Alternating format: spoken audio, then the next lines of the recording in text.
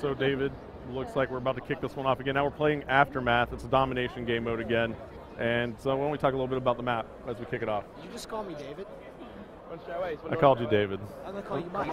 Oh, okay. Lord Vonderhaar. So Vaughn, Oh boy, I had that covered. Vaughn, tell me a little bit about Aftermath. What's going on here? Yeah, so this is Aftermath. It takes place in 2025 in downtown Los Angeles right after a drone attack. And look at the beautiful destruction that you see in this map. Yeah, there's a lot that's not right in Los Angeles right here in Aftermath. So as we see early on, looks like we're on board with Minnie. She's of the German ladies team, Vivacious Ladies, and she gets shocked right there. A shock charge went off.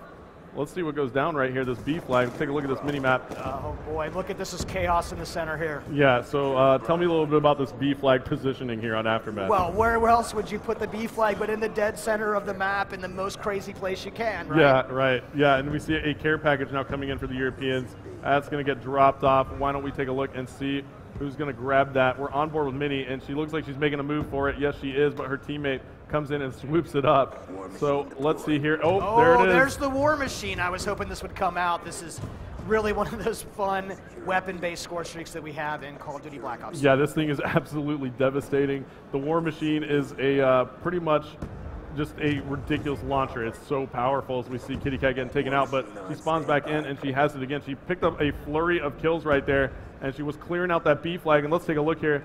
Still a jockey for position moment for this flag. The score is absolutely tied, David. Look at, yeah, no one's actually picked up this B flag yet. It's been in the center of the map. It is a tough position.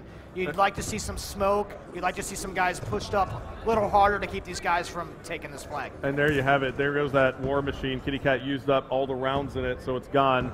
And she just wasn't able to keep the North Americans off the B flag as they take it now. So the North Americans in the lead. They are your FBI faction, as you see, designated by the flag on the left side, upper left side of your screen in the score panel. And the Mercs faction is the Europeans.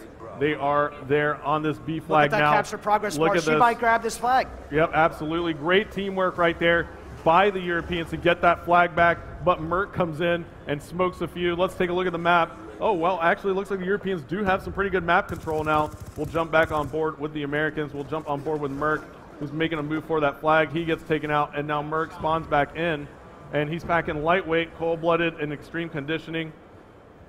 And David, let's find something else to talk about here. Tell me a little bit about what his class is using. Do you notice anything here? Yeah, this guy, you know, Merc is a very traditional player. I think he's got 3 perks out and using a Claymore and some shock charges. Now, those shock charges give you just enough time to put a target down. If you put them, we're seeing the European team actually throw them onto the B flag, confuse those guys so that they can jump in there. But Merc's got this shotgun out, and he's got that laser sight so that he has some real superior hip-fire accuracy right now. And look, 7 seconds left to go. The Europeans actually have the lead on this one. We're playing round-based domination if you're just tuning in. So this is the first of 2 rounds, and the Europeans take round number 1, 46-42. We are in halftime. As we take a look at the round-ending kill cam, it's going to be Swanee right there, putting some nice shots. Looks like he had a burst mode right there. What weapon was that? That's the best weapon in the game. No. Well, I didn't say that. well, what was it? Tell me. The best weapon in the game. Okay, we'll leave it at that. He's going to leave it up to you to figure it out there in internet land.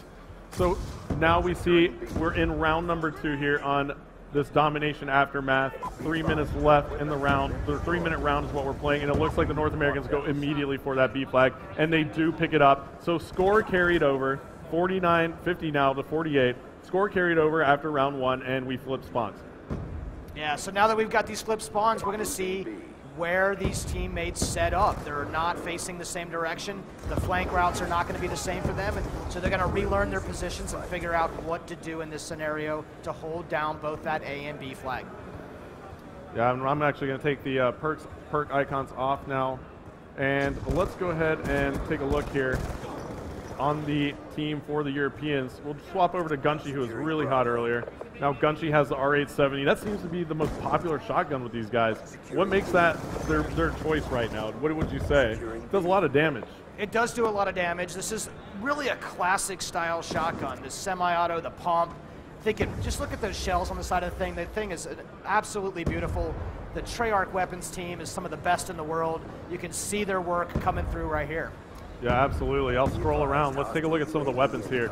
So we'll just go one by one. The MSMC here. Yeah. Submachine gun. Tell me a little bit about that. Yeah, so there's all sorts of great submachine guns in Call of Duty Black Ops 2. And this MSMC is one of the favorites that we have internally. I think fans are really going to react well to it. Yeah, and it looks like this is an LMG now coming out for Shane, and he's got a crazy sight on that. What's that attached? He also has the laser sight, and he's just going ahead and hip firing. Look at that, just mowed down Ray and David. That was just like this LMG. He's mobile with it and hip firing. How did that work out right there? He's got an LSAT. He's got it customized up with that laser sight, but also that dual band scope. Now he's got the assault shield coming out right now. So Shane has got all sorts of fun stuff going on in his classes. I'm really excited that players are going to be able to use. Oh, look at that melee attack from Shane with the assault shield. Yeah, and look at this. Somebody is not knowing what's going on. It looked like it was Karma of Team Envious. 30 seconds left to go now. That was we're going to stay on board with Shane because this class is pretty epic. This is one of the great things about Pick 10 and the wild cards. You're going to see some really unique combinations that are still competitive. Yeah, and he did work with it. I mean, I have to say, I was pretty impressed. And it looks like the North Americans still have the lead here. They're up by 8 kills, or 8 points in Domination Aftermath. 10 seconds left to go. They are going to close this one out. I don't think there's enough time for the Europeans to come back, and that's going to be all she wrote. 97 points on the board now. We'll see how it finishes. Looks like 98.